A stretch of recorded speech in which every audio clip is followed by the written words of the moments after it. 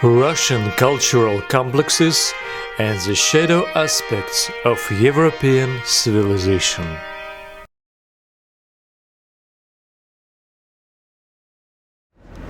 The second important Russian cultural complex, lawlessness complex.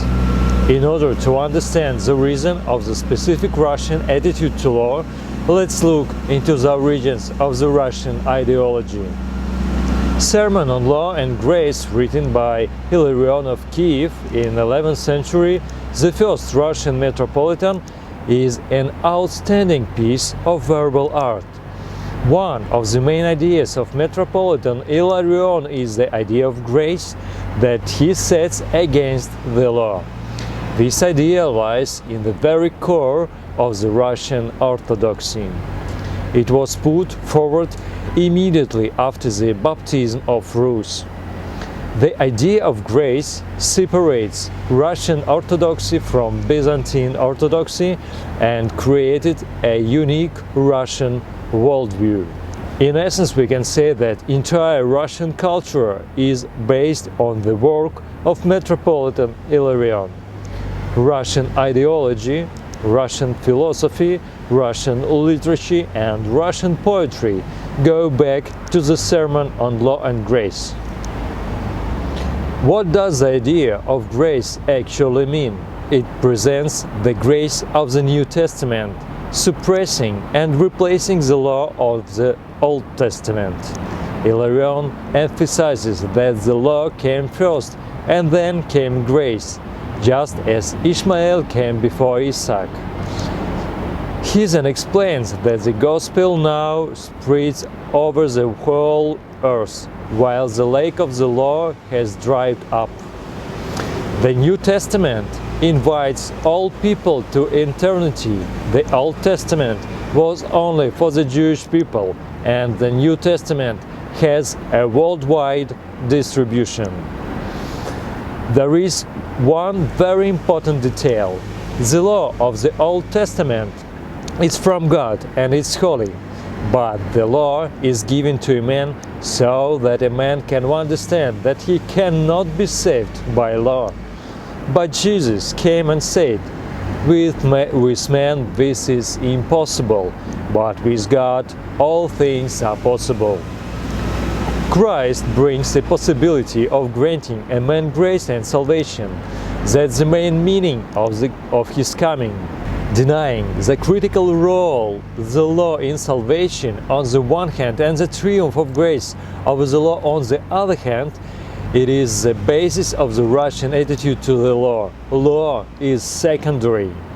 The conflict of law and grace in the Russian collective soul has found a symbolic reflection in the film by Andrei Zvyagintsev's Leviathan, released in 2014.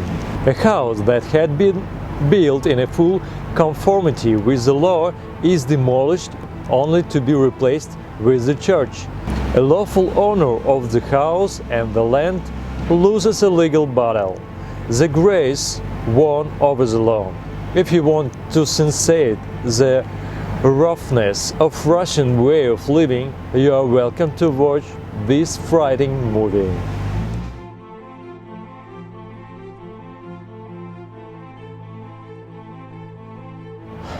In the northern side of Russian churches, you can often spot an image of penitent thief, also known as a good thief. This is an important image for the Russian soul. The first person to whom Christ said, "Today you will be with me in paradise," was a robber. There is a profound ancient Russian apocrypha based on Arabic infancy gospel that this robber was in fact a milk brother of Christ.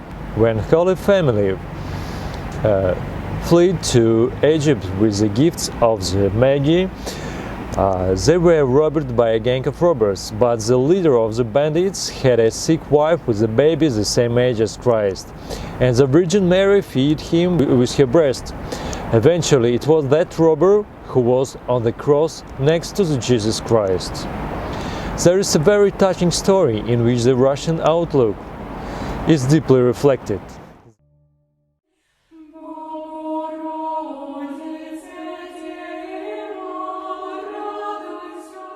The main ancient cathedral of the Moscow Kremlin is dedicated to the Dormition of the Theotokos. The Virgin Mary is the patroness of Russia. She feeds the sinful children of the Russian land by her milk. The salvation of Russian soul has been predetermined. A Russian man can therefore sin and expect to receive grace, just as a good thief could have obtained it. Actually, there is a profound difference between the attitude of the Orthodox and the West. The grace is the way to salvation, not the law. Robbers in Russia often romanticized and idealized.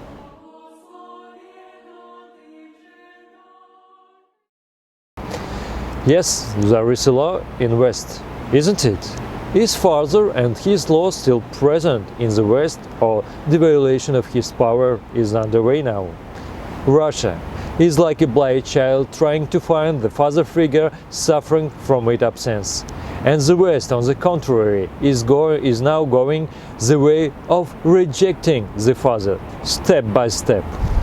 This process is so intense that now millions of Muslims with their strong declared restrictions and rules need to be in Europe to support the falling father's figure. What can Russia offer to the West? Crimes of the modern corrupt Russia would not have been possible without the ideal Western financial safe haven. Who are the real beneficiaries of the corruption-filled funds outflow from the world's richest country? The West benefits well from the empire of chaos in Russia. And it's not just financial benefits. Russia allows Europe to see a reflection of the dark and inconvenient part of European civilization. Our governments are firing at us from the latest state-of-the-art informational weapon, awakening in our souls to uncontrollable life the archetypes previously sleeping deep in our hearts. How do we deal with these energies?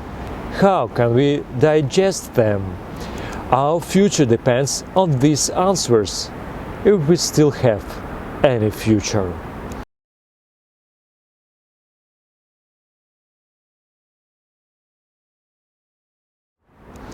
I would like to share with you my experience of finding answers to these questions. My unconscious helped me in this research. One night when I was preparing this paper, I had a dream where I heard the voice saying that the real full title of the Nobel-winning novel by Boris Pasternak is not Dr. Zhivago, but Dr. Zhivago, The Life Under the Black Square, The Black Square by Kazimir Malevich. It's rather unexpected combination of symbols in my dream. Dr. Zhivago's story is very symbolic. Every person in this book means something general, more than just personal, something collective. Dr. Zhivago dies in Moscow, in Russia. He never met with his wife and children. They were forced to emigrate from Russia to France as a result of the beginning of the Red Terror. The Iron Curtain dropped and the doctor could not leave Russia. As it's something similar has happened and is happening with Russia and West, like separation of husband and wife. In this case, in my dream, two powerful symbolic creations were combined. The first one is a story about the interruption of relationship, and the second one, the Black Square. And I realized that this painting is really a very good symbol of the Russian mood. Its roots extend far back into the past. Blackness. We can say more broadly, this is the color of cooperation of Russia and West. In alchemy, black color symbolizes the Negredo transformation stage. But it's not just a color, but a deep black abyss.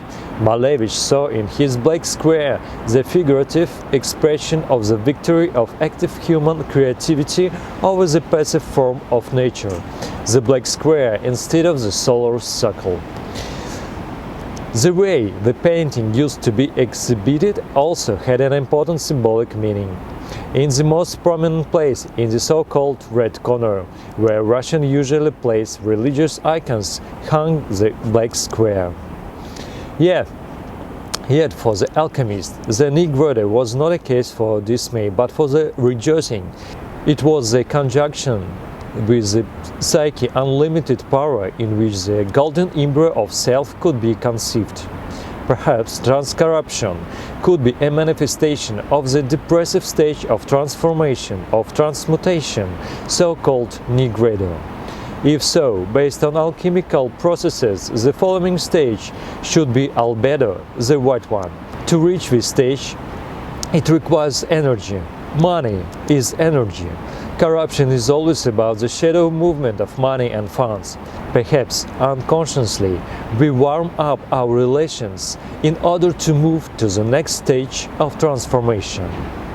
As an omen of this, there is another Malevich square, white square of suprematist composition, white on white. We need each other as a parts of single whole in order to get through the transformation.